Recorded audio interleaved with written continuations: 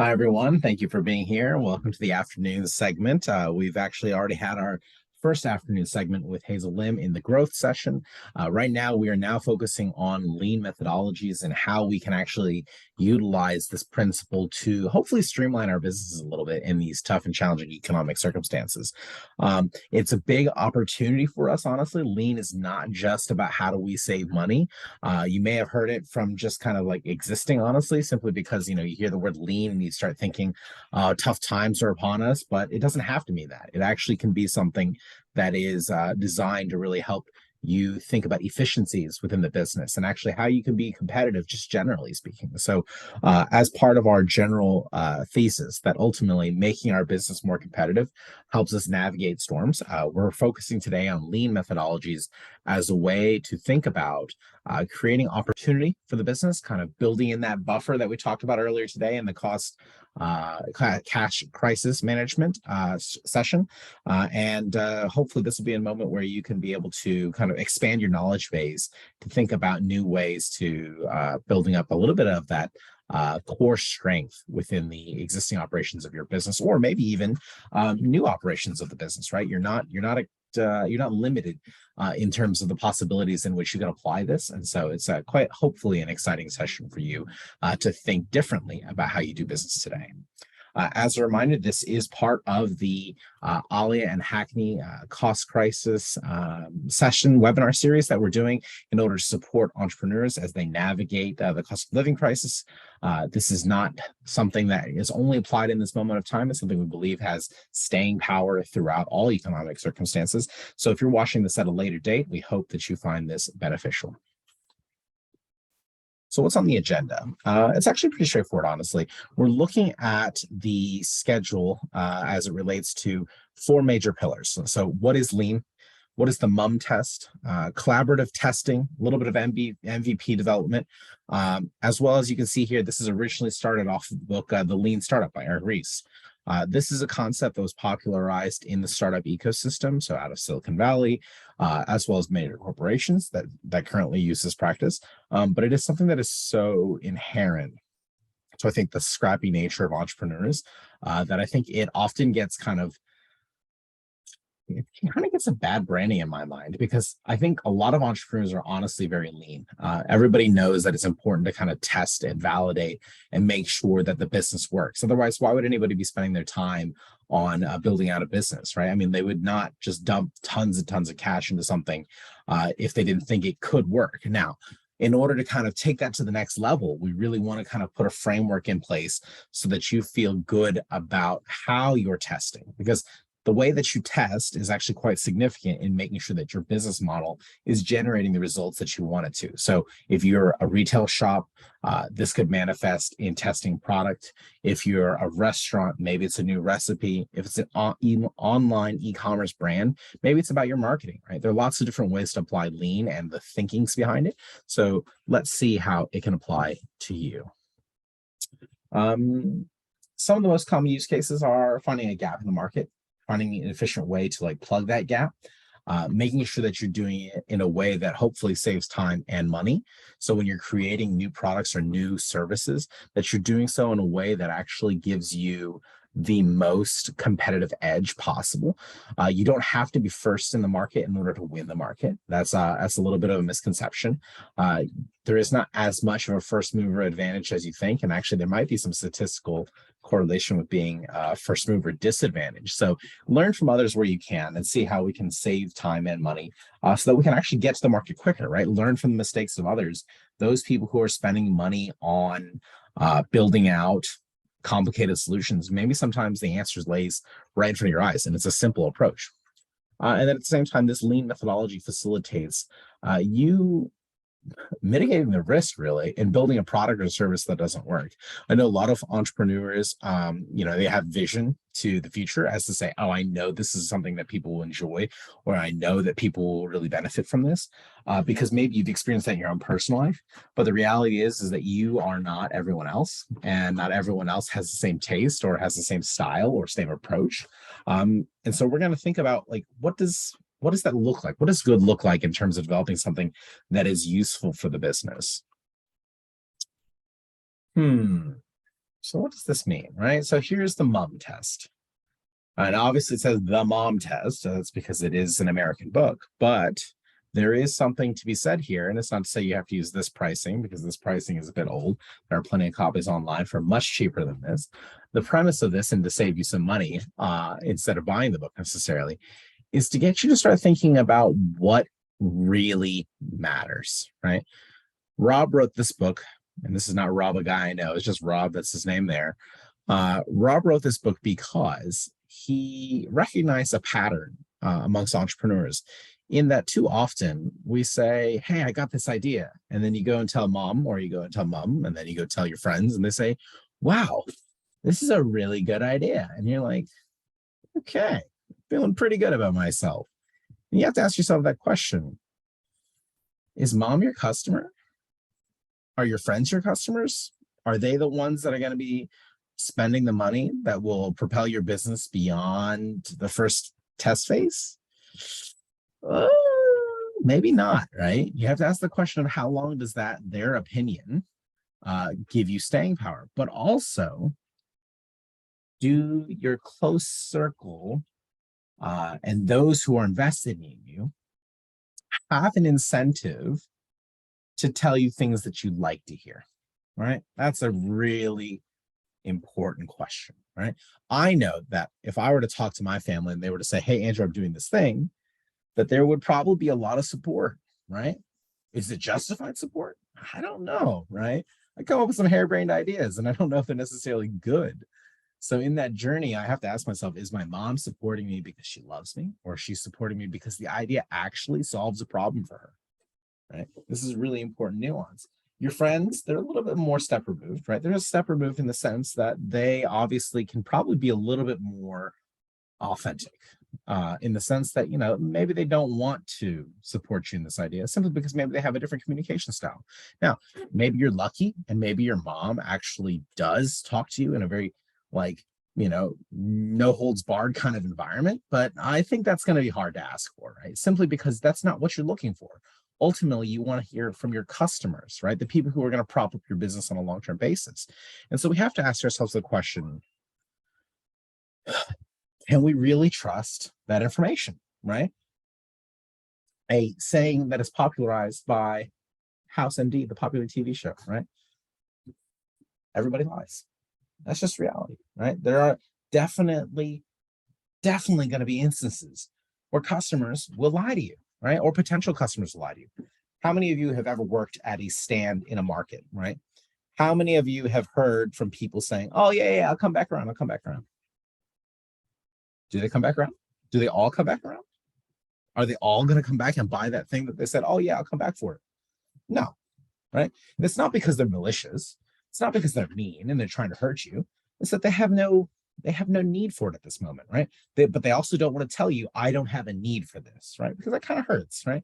It's not like they're trying to be malicious here and try to say, oh, this product's not worth my time at this point. They are in effect saying that, to be honest, right? We have to be honest with ourselves. We can't be lying to ourselves that they say they need it, but then they don't need it, but they don't also purchase, right? So you can't have this paranoia in your head. You have to face the truth, head on. And so when we think about how do we build products or services, we really want to make sure that people's actions speak louder than their words, right? What do they do? How do they invest their time, their money, their effort? If they say your food is delicious, why aren't they eating it? If they say your product is great, why aren't they buying it? Does it solve a need for somebody, right? You cannot just expect that if you build it, that they will come, right? It is not a realistic assumption. And this can be applicable for so many different aspects of your business when you're thinking about managing through a dynamic economic environment, right? If products that worked before don't work now, the solution is not to chuck other products up without a methodology behind it, but rather to put stuff up that you think will work, document why it did or didn't work, and do more of it again, right? It's not about just spending countless hours researching and researching and researching. there are lots of ways to be intelligent about the limited resources that you have in a day. And we have to be fair to yourselves to make sure that we're capitalizing on the scarcity that exists within the day, right? So if you have time to do something, we should do the thing that gives us the most bang for our buck, right? We should be making sure that the products that we put out in the stands or on the stall or on the shelves is the one that's going to have the most movement, right? We should try to make sure that before we spend hundreds of thousands on a product, that we should test it on a micro level. And this is something that was actually really popularized by social media. And actually, there's been more ways to test iteratively, excuse me. But before I dive too deep into that, I'm going to turn it over to Max, who will share his screen and talk you through the process of how do we apply lean and how do we make sure that the methods of our madness actually results in the best use of our time on a long-term basis. So over to you, Max. Well, thank you, Andrew. So obviously, being lean, like Andrew mentioned, is really important in a business, and it's something that we all try and do, especially with the cost of living crisis in mind. We're all trying to cut back. But what this is about the business model as well. So as we've been running businesses for a while, we might start to take certain liberties or start to think that this product is wanted by a certain customer, just like the mom test. Well, in fact, it might not be beneficial entirely to the business. So you could be spending a lot of money on like a loss leader in the business just to keep one or two customers happy when you shouldn't be doing that. And I think I had a good example of that when I had my restaurant. Basically, the best sellers were fish and chips and carrot cake. And I should have stuck to that instead of trying to do all these pies and all these homemade things. And I should have stayed lean. And what that meant was I didn't need extra chefs. I didn't need extra blah, blah, blah, blah, blah, blah. To have this long menu, I could have kept it pretty simple. So the point is, when you're still trying to figure out what you're doing and when you're trying to build a business, you have to build experiments. So you have to test things for a definite amount of time. You cannot just, do it indefinitely, I would say. So you have to make sure that you spend your time on testing these things out properly. So putting in place quantifiable measures and identifying how much you're willing to lose, let's say, on running a certain experiment. So you need to build it, measure, and learn from it. And the most important one of this is to learn, because you could say, oh, that didn't work, and I move on. Well, in fact, you need to spend a bit of time reflecting, take a break, take 5-10 days out of the day, out of the month, to then proceed and say, okay, now what can I do better? Because every time you're going to build something, you want to build it better. And that can be for any type of business. So this was originally developed more for like software businesses, where you could make tweaks and improvements to some software updates, but it's very, very relevant to high street businesses, as I've seen in my example, and some examples which I'll share with you just now. So this fundamental principle is the feedback loop. And I think that, we ourselves are in a loop. We're stuck opening, closing the doors of our businesses every day. And in fact, sometimes we don't take the time to properly, quantifiably measure and analyze these experiments that we're running. And Hazel touched upon that in our previous session, where these things are measurable. It's not just saying, oh, I'm going to pay 100 quid to be in this newspaper, and I don't have any click data, any visualization on how many people saw it, so on and so forth. No, you want to build quantifiable and measurable tests in your business to develop your products and services. So that can be, launching a product with what we're going to see now with a minimum viable product, and building upon that properly, testing those assumptions before moving ahead. So the minimum viable product, which is another term which you may have come across, it's basically saying that you need something that is just good enough, but that will actually work, that will actually, prove the test. You can measure it, you can prove the test to the customer that it works properly. So you don't want to build a car with just one wheel, because that won't work. What you want to do is you want to slowly build on your minimum viable product, and you want to make sure that you're getting feedback from your customers at every step of the way. So when you're building something, you release in batches, you receive feedback, you move on, and you come back and you tweak and you improve. You don't just spend $1 million to build a car without having first maybe added one feature, then another, then another. So, Tesla was a great example of this, I think, where, they released their car, and then they slowly, let's say even for the Model 3, they keep it an MVP, very, very cheap car, and slowly, either they do over-the-air updates, but for the physical updates, they make tweaks, in batches. So every different release is a different batch with a batch number, and it's got a slight improvement, slight improvement, slight improvement. So think of your own business, your own products and services with the same methodology. So I'd like to go through just a few examples of this. So what would be, when would be suitable to use the MVP? And just think about some of the companies that we maybe know that we've used or that we go to ourselves here in London. So we have, for example, Airbnb. Could you think, what the minimum viable product offering was for Airbnb when they launched? Because they had a pretty good MVP model when they launched, and look where they are today, publicly traded company. Maybe another one, Flatiron. Are you aware of the Flatiron restaurant chain and how they built from one product to multiple products, which became a lot of revenue for them? And then equally, Innocent Smoothies. Innocent Smoothies is a very, very popular smoothie brand, of course, widely distributed and owned now in part by Coca-Cola Company. Well, how did they start? How did they get the MVP? So these are some examples I just want to run through with you now, but some you might be familiar with, some not. So looking at these quantifiable evidence-based results for these companies, think about what was, the mom test for them. How did they go about doing it?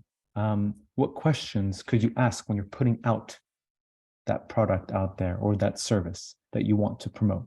What are the different types of behaviors you want to measure with the customer? Is it frequency of return, total revenue, satisfaction in terms of the amount of stars that you get when the product is released? And all these things you should be automating, testing, and quantifying.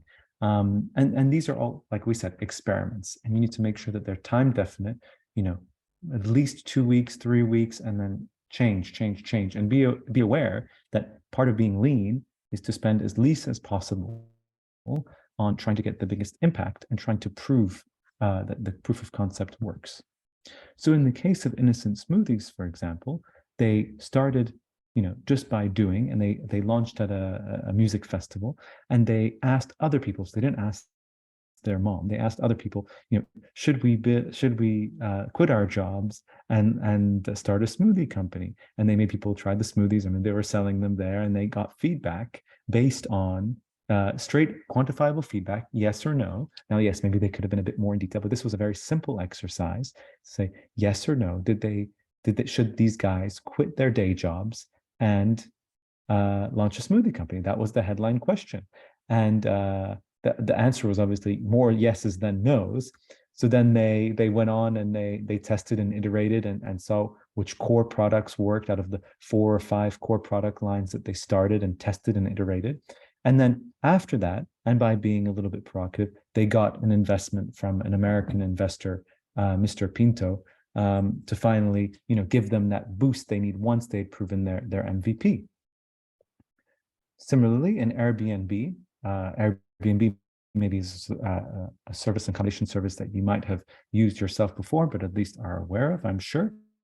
How did they start? Well, their MVP was to put 3 air mattresses on the floor to see if people wanted, and to provide a breakfast and Wi-Fi. So it was a very, very simple offering, and they wanted to test, are people willing to pay to be on an air mattress on the floor, as long as they get a very cheap breakfast and a Wi-Fi as well? And the answer was yes. So they built it from there. They had to prove that their idea was viable with the mass market, with public, not just with friends and family.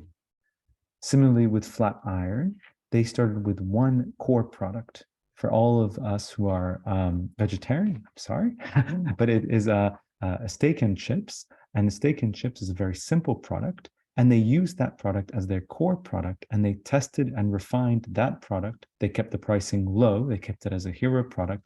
And then they added auxiliary products to that were complementary to this. But they started off by testing out the concept with one affordable steak. That's it. Not trying to develop a whole product line, not trying to go too crazy. So the MVP could really be, used for something, for your next idea or something that you want to test out in your business today. This could be used to find an alternative customer to those that you have today. So when we spoke about this morning, maybe expanding your customer horizon, going outside of the borough, going online. These are customers with different preferences. So testing out, can I sell my products and services to these customers? Do I have an idea for an additional product, a different product? How can I build it in a lean way, an affordable way, and test it and just see if there's demand there? Now, there's lots of ways, of course, that you can even nowadays online do pre-sales or get people's email addresses by just putting out the idea out there and seeing how many people want to subscribe to it. And that's a very, very smart way to try and build a business, build a list. But the fact of the matter is, that's just the beginning, and you're going to have to actually take action. And here we're trying to give you tools to take action today. So in order to build that product, stay as lean as possible, test that new strategy quantifiably, and think about how you will make those small improvements. Don't just invest all your savings that you might have left into one crazy new idea, which mom says yes to. So this goes into a little bit more of the design thinking element. And a checklist for this really would be, to start with understanding what problems you're solving. So think about, what the product, the value that you're providing to the customer is, understanding their real need. Then you would go about to define this problem and analyze, and tweak what it is that needs fixing. Then you need to ideate this idea. You need to really write it down, rewrite it down, and think of solutions to this problem. How could it be solved? Is it something that I want to be solving, or is there a reason it hasn't been solved yet? We're not all the next Einstein, so we don't want to just try and embark in journeys which are not realistic. At the end of the day, we're running small businesses, and we need to be cautious about what the tests are we are running. But then to prototype it, we have never, ever been in a better position than we are today to prototype ideas. We can use 3D printing. We can use flyers from Vistaprint, which can be done for 20 quid and arrive in a few days' time, recycled on recycled paper, so that we're ticking those boxes as well. But we want to basically prototype the idea, get a minimum viable product for that, and then put it out in the market, test it and reiterate, and get that feedback along the way. So it's very, very easy, I think, to get stuck in the mundane day-to-day operating of the business, maybe some old product lines that are maybe tapering now, old product ways. I've consulted with a few businesses who used to import all their products, let's say, from China. And then nowadays they're seeing that people don't want those products anymore. They're more interested in products that are locally made. So now they have to, bin that idea. So it's about staying very, very lean and keeping inventory low, but having high satisfaction from that product line or service, and just keep testing the ideas around that. So some homework that we have in store for you for this. So to follow up, of course, some of these resources we've put together on the Craft Resource Bank would be, we really encourage you to pick up the Lean Startup book by Eric Ries. Now, as Andrew said, it's been a while that it's been out there, and there's lots of really good videos and information online from Eric Ries. But it's definitely worth a read to dig deeper into that, if that's something that you're interested in. And then the mom test is Andrew said, save your money, but at the end of the day, you can, it's worth investing a little bit in your education. So that's also a good one. And then there's also a few here, like there's the need narrative, which mixes that with lean. There's an article there for that. And there's also the value proposition, the value canvas, and the business model canvas that you can go over and over again. So it's about reiterating those ideas. So I just want to reinstate, of course, the principles here of basically the feedback loop, which is something that, for God's sake, you should stick on your fridge, I believe, almost at this stage. Just continue testing the ideas and get them out of your head onto paper and take small actions to seeing if they're viable out there. Don't sink all your savings into just one idea. Take the time to, pivot away if it doesn't work, move on, calculate the metrics, analyze it, and really hold yourself accountable to it. And if you've got a partner or a friend or even Allia, we can hold you accountable to it as well in terms of testing these ideas. So please work with us on a one-to-one basis to ideate, to continue to innovate in your businesses, because that will show progress and growth. With that being said, I want to reinstate as well that please use the bookings links, which we'll be sending out to you to book your one-to-ones with us. And yeah, I don't know, Andrew, would you like to add anything to what I've just said there about the lean methodology? Yeah, no, I think that's a great point. I think when we're thinking about, I guess, your business in these times, right? Often it requires that we be intelligent about the need that we do sometimes need to pivot in this ecosystem, because practically speaking, right, there are lots of challenges that are occurring day to day. We don't know what will happen week to week.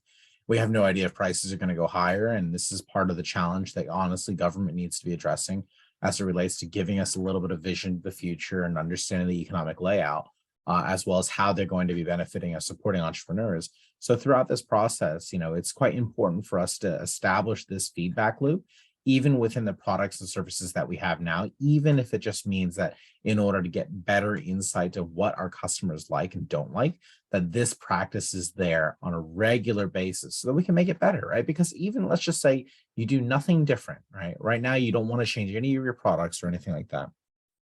But you go in and you start discovering that, hey, in this kind of build, measure, learn strategy, if I apply this experimentation thinking to products that do really well, is there a possibility that maybe you don't actually have to do much more to make a significant difference in your business, right?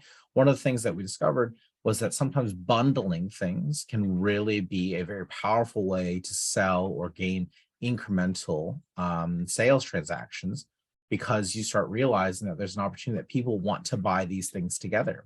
The more information that you have, the more likely it is that you'll be able to identify opportunities for you to say, let's pivot, let's change this a little bit. And one example I could provide for you is to think about basic things like the information that you already collect. Are you analyzing all that information? If you, for instance, for some reason are like a delivery driver for a restaurant, do you happen to track all those deliveries?